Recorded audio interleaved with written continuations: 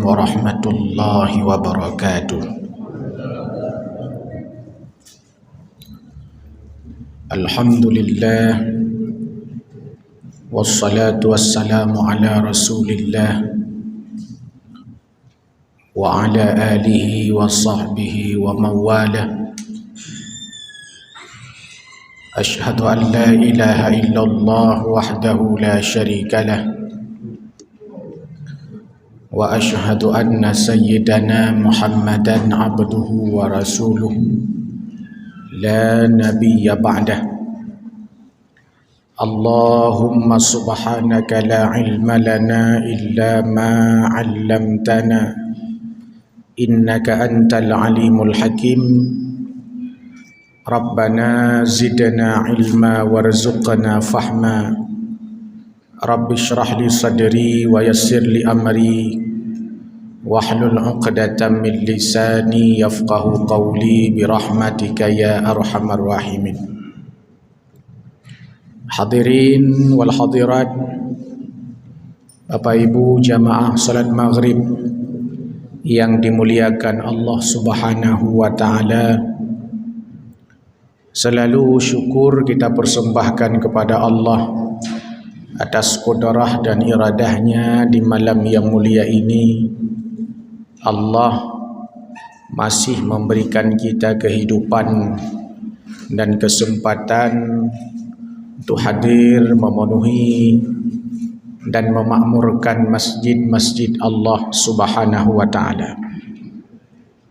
Salawat dan salam kepada Rasulullah sallallahu alaihi wasallam.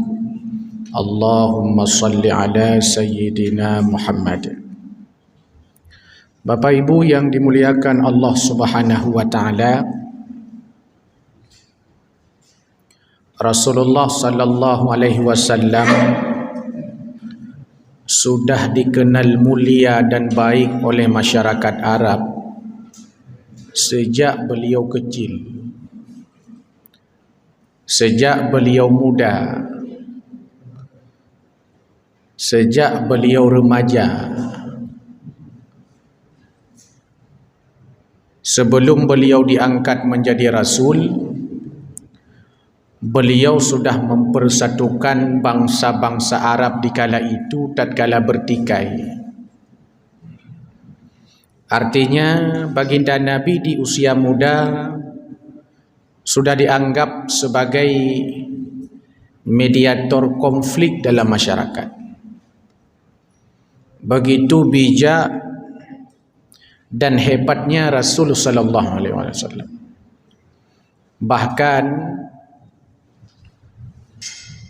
usia muda beliau sudah menggunakannya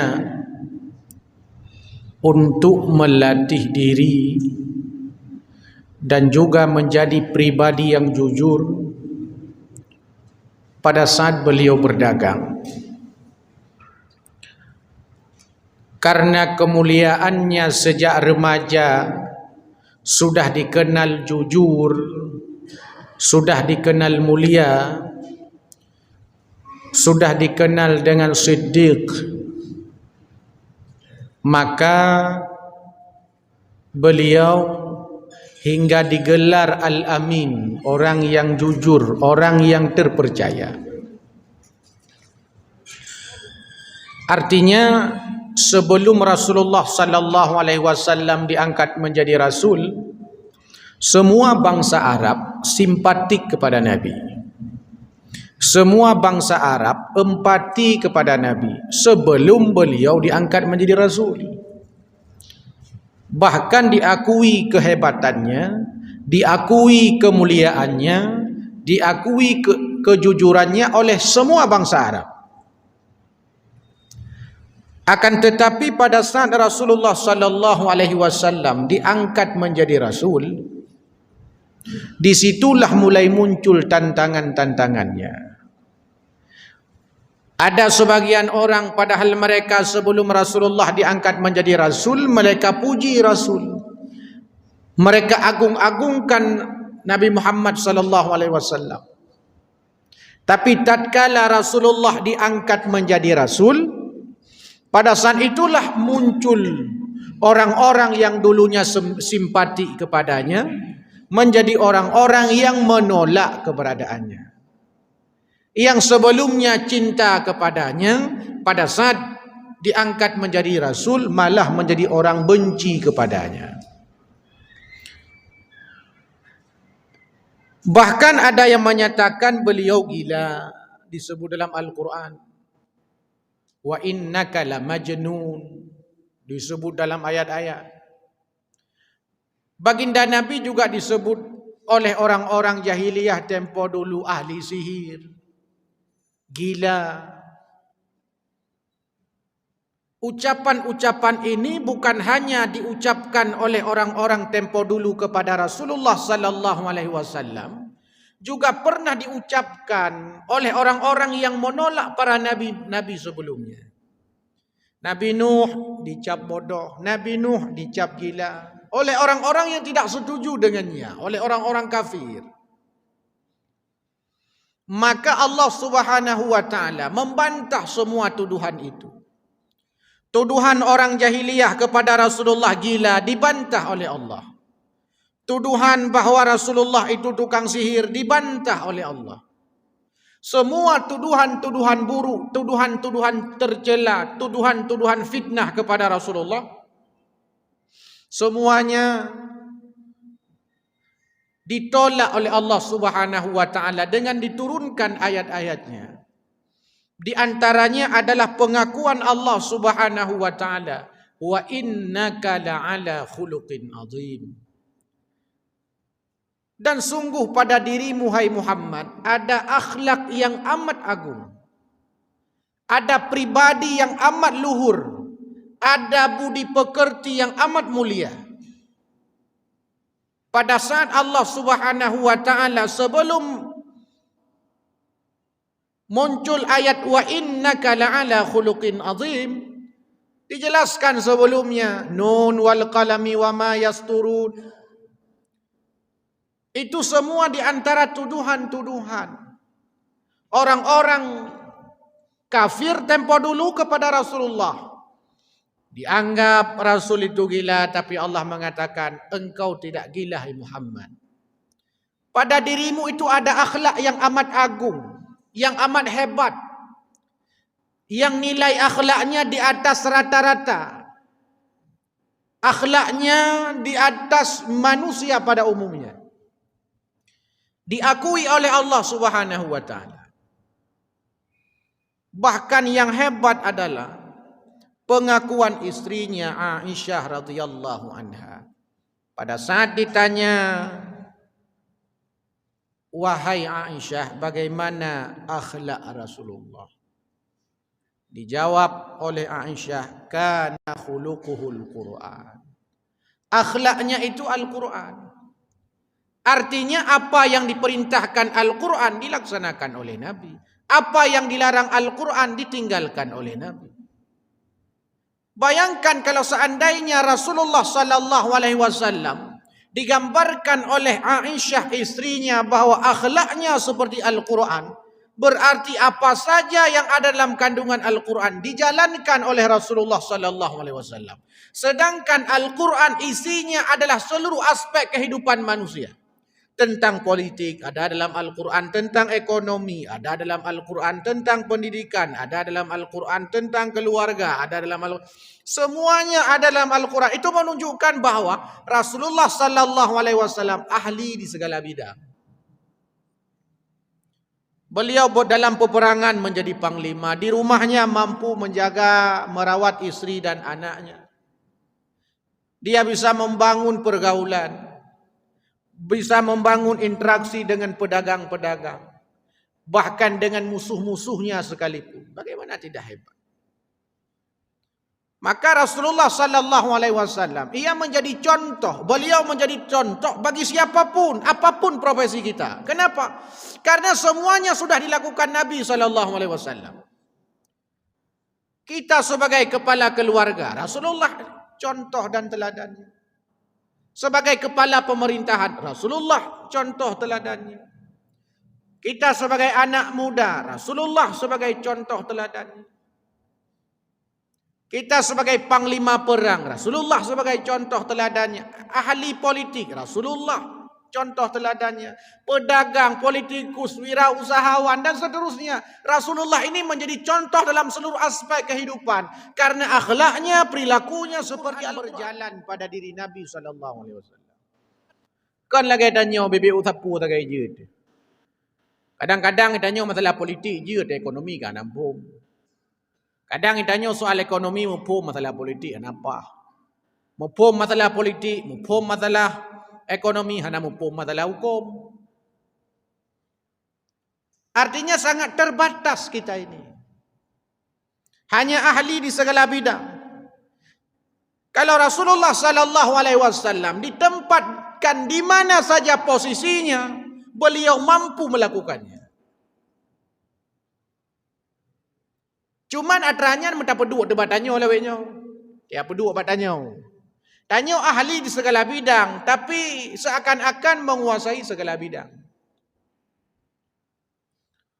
Guru matematika, kan matematika saja yang ngajar kan, populain mengajar. Padahal ahlinya matematika. Guru olahraga, kadang-kadang kan olahraga mentang yang mengajar matematika, yang mengajar kan bangai ni. Artinya itu hanya cocok. Tidak sesuai pada tempat kemampuan kita. Kata orang tidak the right man of the right place. Tidak menempatkan sesuatu manusia keahlian pada tempat dan posisinya. Tidak wada' syai' fil makan. Hanya kepeduk sesuatu sesuai dengan keahlian. Tunggulah kehancuran kata Nabi. Bila seandainya satu tempat, satu pekerjaan, satu posisi diisi oleh orang-orang yang tidak ahlinya. Karena memang tidak menguasai kita semuanya. Hanya paham di bagian-bagian tertentu saja. Mudah peduk tu urung barang apa ni dah. Guru olahraga dia mengajar matematika, guru matematika tak peduk apa perhubungan ni dah. Guru dia kerjakan tu, urung kerjakan tu, dia mengajar. Pokoknya balik-balik. Guru tak pegang ke sapam, sapam tak uja ke guru dia. Karena jadi guru, padahal kalau mau jadi guru harus sekolah guru kan? Logikanya kan begitu. Saya mau jadi guru, harus sekolah guru. Kita nyokan. Dumtho je ke guru. Tai kahawa je guru, je juga guru. Hana ahli. Kalau orang-orang dulu, orang-orang Aceh tempoh dulu dia mengatakan bahwa mestinya kita menempatkan sesuatu itu pada tempatnya sesuai dengan keahliannya. Yang utuh tayu cumuli, yang lise tayu kemira, yang boa tayu kemumit, yang maghrib tayu memita, yang malim tayu buat kitab, yang bangsat tayu rabi kuda, yang bijak, yang bagah tayu semujak, yang bijak tayu bagah abang. Gimana tu lu Aceh? Yang tengki tayu paju bohme, yang tane tayu ru lampaya, yang batu-batu tayu masak menye, yang cirit-cirit ane tayu duk apa bini guha. Artikan semua kan posisinya coba diatur begitu rupa. Artinya dalam pandangan masyarakat Aceh, orang bangsat sekalipun harus dimanfaatkan. Walaupun pekerjaannya rabe kuda. Tapi tidak boleh dia diabaikan. Mesti punya posisi sesuai dengan kemampuannya. Urang boa seit magra mengebut pi badan ke mengejar pi. Ayo jaga pade mentang. Dade pade berjalan, ayo jaga. Memangnya mengegra badan teh boa kerja. Karena urang menambah boa seit BS mana. Urang boa seit nyandai hukum umi bagaya. Urung-urung yang hanapeng dayu kerja. Ini yang mestinya ada di negeri ini. Nyokon ini nyo. Inang grok dan nyonyo aneh, bin unik. Mutuji ke presiden. Kan punya keahlian.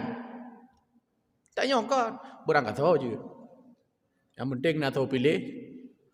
Selum, jijit. Yang penting nak tahu pilih. Jadi tanya hana ada oleh. Yang je ke gubernur, yang je ke bupati, dum tahu je karena di era demokrasi. Tahu yang dah pilih. Muthuleo rumbangai lang kampung. Kaku rumbangai je pe. One man, one food. Satu orang, satu suara.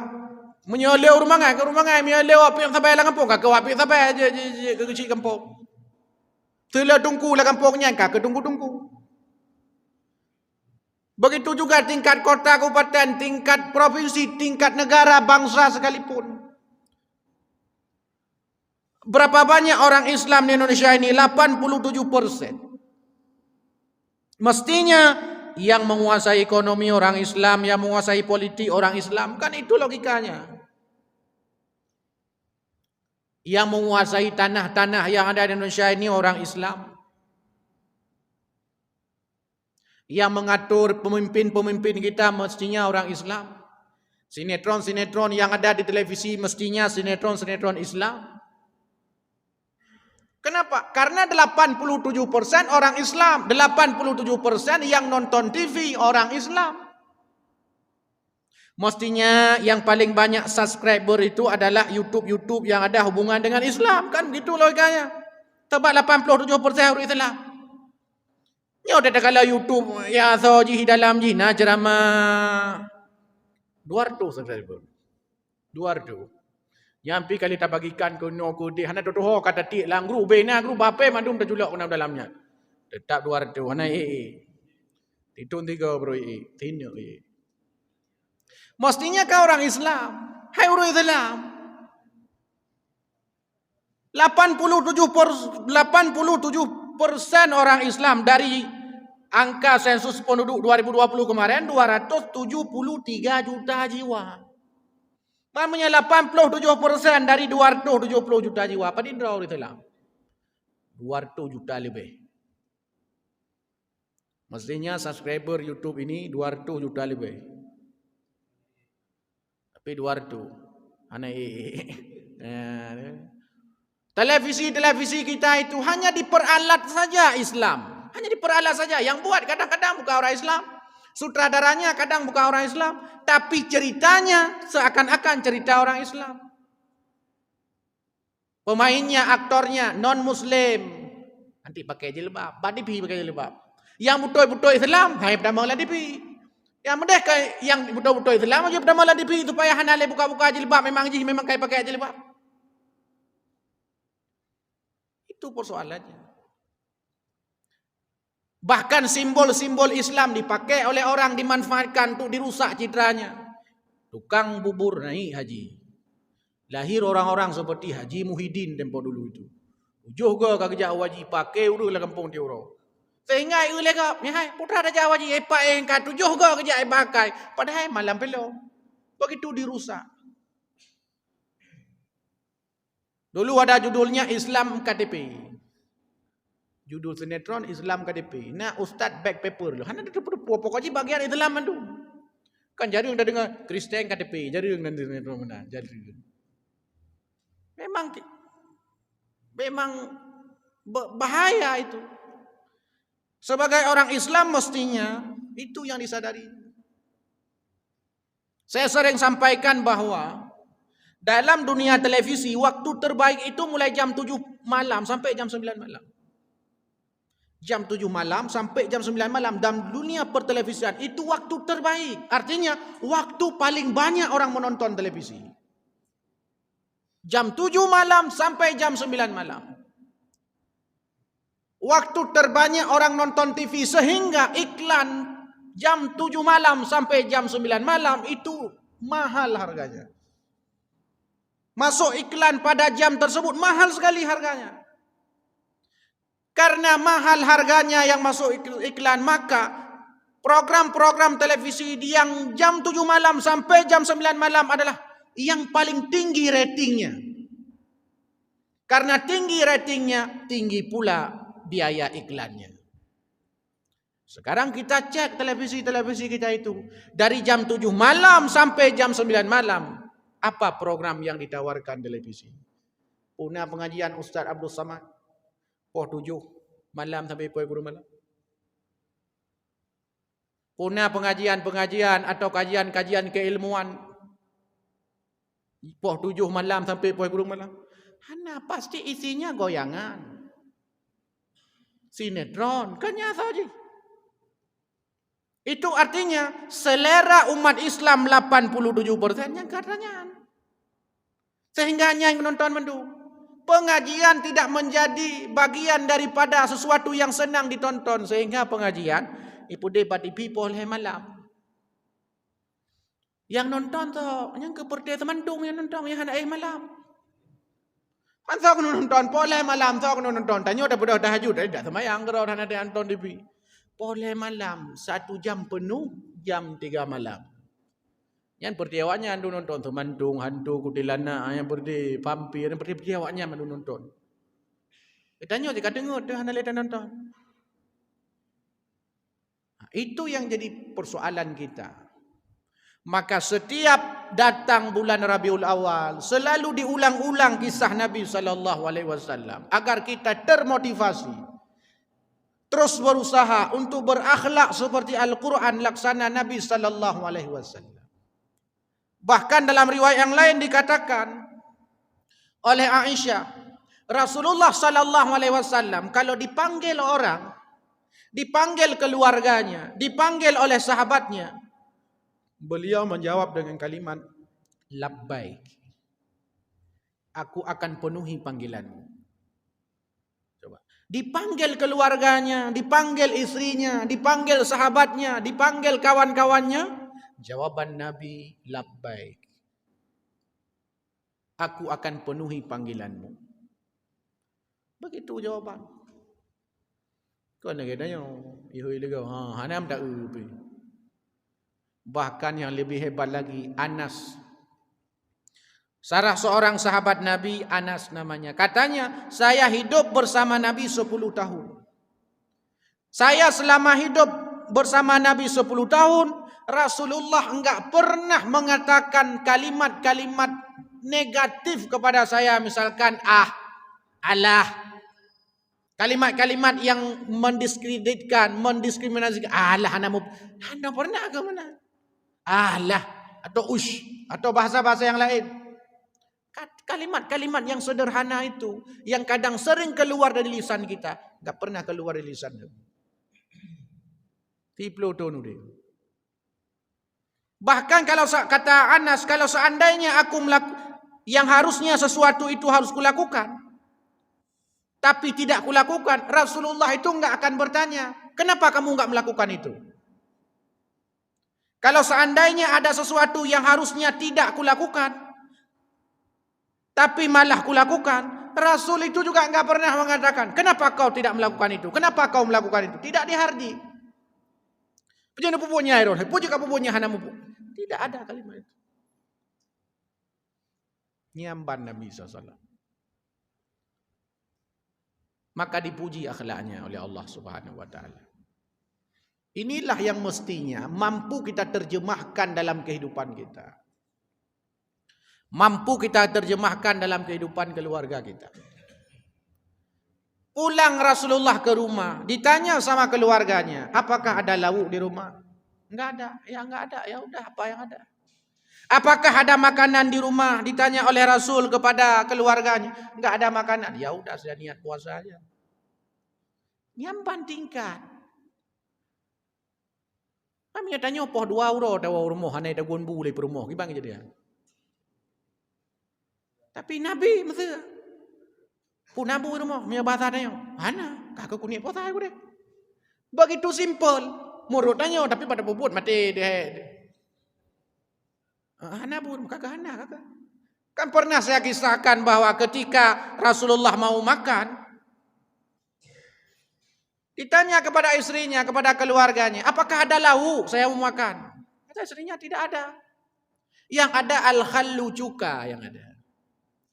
Ya udah bawa aja cuka ke sini. Lalu diambil oleh Nabi, dikatakan ni'mal udumu al-khallu, ni'mal udumu al-khallu, lauk paling enak itu cuka, lauk paling enak itu cuka. Artinya tidak ada makanan, tidak ada lauk, tidak ada makanan yang disenanginya. Ketika ada makanan yang lain, itu pun menjadi disenanginya. Kalau kita tanya, mesti tanya hawa ada asam ke urung. Tawa rumah hana asam ke urungnya. Katanya apa rumah na asam ke urung. Rumah hana bang yana asam sunti. Nyan pu takun itanya Azam tuntinya dia. Mampu takun bahawa kuah paling mangat atau temon bu paling mangat Azam tunti. Takun tanya padahnya ya adrah Tapi Nabi memberi contoh untuk itu. Maka menjadi teladan bagi siapa saja. Bagi setiap orang. Mampu mengubah manusia itu. 23 tahun. Jahiliyah bisa diubah. Madinah bisa menjadi Madinah yang dulu Yasrib. Dulu namanya Yasrib. Sekarang Madinah. Madinah itu kan madani, kota yang berperadaban. Madinah Al-Munawwarah, berperadaban. Cahaya keimanan. Yang berperadaban Madinah, madani. Bukan hanya sekedar simbol, bukan simbol. Bukan lagi mesti lagi bak tanya, serambi Mekah. Pun ada jaga Mekahnya dia. Itu yang kadang ada jaga Mekahnya yang ada jaga serambi tu dia. Mekah oh iya aku deh. Anak itu urusan masalah Mekahnya. Ya. Bukan hanya sekedar simbol. Kalau simbol kan semua daerah ada. Nah, kota cahaya. Ini macam ini. Kita kalau melampu dan kota cahaya. Semua ada simbol-simbolnya. Mestinya bukan hanya sekedar simbol yang ditempel di tugu-tugu. Tapi bagaimana diimplementasikan? Bagaimana Rasulullah SAW? Walaupun hanya simbol, tapi dari Yasrib menjadi Madinah. Makkah dulu yang jahiliyah menjadi Islamiyah. Jadi orang yang menyembah berhala menjadi menyembah Allah Subhanahu wa taala. 20 tahun. Tingkat dalam teori evolusinya tingkat 20 tahunnya. Walaupun apa katanya trip 20 trip menurut tanya, tapi dalam teori perubahan nyan bagah 20 tahunnya. Dalam teori revolusi nyan cepat 23 tahun itu cepat. Waktu yang cepat. Coba lihat Nabi Allah Nuh alaihi salam. Si kurun merdoh memang pelotong dakwah. Padin berapa ikut 80 orang tagai. 80 orang. Si kurun merdoh memang pelotong. Menyana orang pakai kula sekertuh memang pelotong kau mui kula. Si suah 80 orang tagai. Nyan tagalam tuh kurun pelotong kai top kulanya. Ana soja ali. Kaim tu bayangkan metong. Padin tuh kai kulanyo. Si kurun merdoh memang pelotong kata bangun tunggu. Siswa padingka mulai pun tak pedang sampai noh 80 ro tagai. Nyampe lah dan pegah kuntung muka modal na ewo, gudung-gudung pe harilo. Tapi berjuang Nabi Allah Nuh alaihi salam. Bukan soal jumlahnya berapa yang beriman, ikut perintah Allah disuruh berdakwah, beliau berdakwah. Tapi Nabi Rasulullah sallallahu alaihi wasallam 23 tahun. Menjadi hebat bahkan ketika hijrah ke Madinah. Ketika terjadi Fathul Mekah, penaklukan kota Mekah. Ribuan orang Islam dari Madinah berangkat ke Mekah. Kamribai. Ketika hijrah hanya meribai gelam. Tapi watai gua oleh hijrah di Madinah hanya luar biasa. Bertahun ke 10 tahun. Watai penaklukan kota Mekah yang kita kenal dengan Fathul Mekah. Meribai urut dalam. Bahkan kon hanya di Madinah urut dalam. Di Arab, di Mekah kau urut dalam. Sampai mereka takut. Orang-orang Mekah itu sampai takut. Muhammad mau menaklukkan kota Mekah. Lalu nanti kita kemana? Pasti kita akan dianiaya. Kita akan dihina. Kita akan diusir. Sebagaimana kita mengusir mereka dulu. Hijrah ke Madinah. Takut mereka itu. Tapi apa yang terjadi? Tidak diusir. Ditaklukkan kota Mekah bukan dengan peperangan. Orang-orang Yahudi, mereka beragama dengan agamanya. Orang-orang Nasrani beragama dengan agama dan keyakinan-keyakinannya. Masing-masing ada kabilahnya. Menghormati orang-orang yang lain agama. Ini yang diajarkan Nabi sallallahu alaihi wasallam. Mamnya tingkat dengan urung lain agama, tanya aman udip. Masa ngan tetama agama udipah itu. Ditanya kadang-kadang menan lawenyo. Ngan apa? Hai gop tu, urung non muslim ada, urung kafir. Ngurung kafir pah ada. Ngorakan tu yang pertama itulah ampah dia.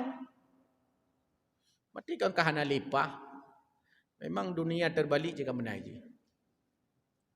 Dunia akan terbalik. Hadirin yang dimuliakan Allah Subhanahu wa taala. Ini yang mesti direfleksikan. Sehingga orang Islam elok semawanya semakin berkualitas. Yang jadi pertanyaan bagi kita dulu, waktu ubu-ubu tanya masa. Waktu ubu-ubu tanya. Puna dikna orang jak masjid elok semawanya. Nah, mana kira-kira. Puditnya je menyadikna je ana perubahan.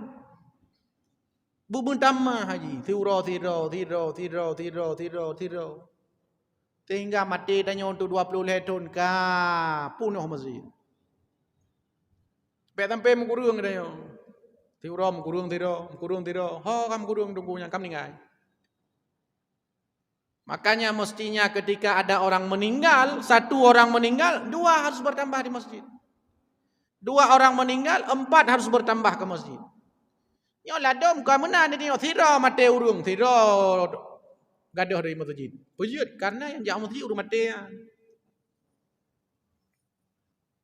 Ya, ini kan satu gambaran penting sebagai upaya refleksi. Yang Nabi SAW kita agung-agungkan. Wa innaka la'ala khuluqin azim. Bukan hanya sekedar ucapan, bukan hanya sekedar pengakuan. Tapi bagaimana akhlak itu kita wujudkan, bagaimana kita perlakukan keluarga kita. Sampai Nabi mengatakan khairukum li ahli wa ana khairukum li ahli. Orang yang paling baik, kata Nabi, orang yang paling baik kepada keluarganya. Dan aku paling baik kepada keluargaku. Tanya pada gekun urang God ikut keluarga. Nyan yang susah dah perempok kata tanya yang lega mesti hai. Lakoro na God. Bila boleh permoh tanya God, nyam berarti ka God. Munya tanya yang bangun si mandum God pakan. Tabah hana 20 tahun dah udep ngongon tu nyan. Dari 24 jam yang diciptakan Allah, paling 2 jam di tengah takai nganji bak kedai kopi. Pasti God lah pulau nak dapat kopi je nyan God lah. Tapi ngam perumah depa ila 18 je ngam perumah tak ngam perumah tak mana ngam perumah. Pada tanya yang legap. Naga lah koro ni. Baik sampai jauh lagi lah koro ni. Hai bro, sama-sama bro. Mana tak jauh le bro? Oh malah kolong goda. Saya belum pernah mendapatkan laki-laki seperti dia itu. Ya, berarti kahai. Perumah tanya pihak hana pengalaman mengkawin orang lain sehingga hana kita bandingkan.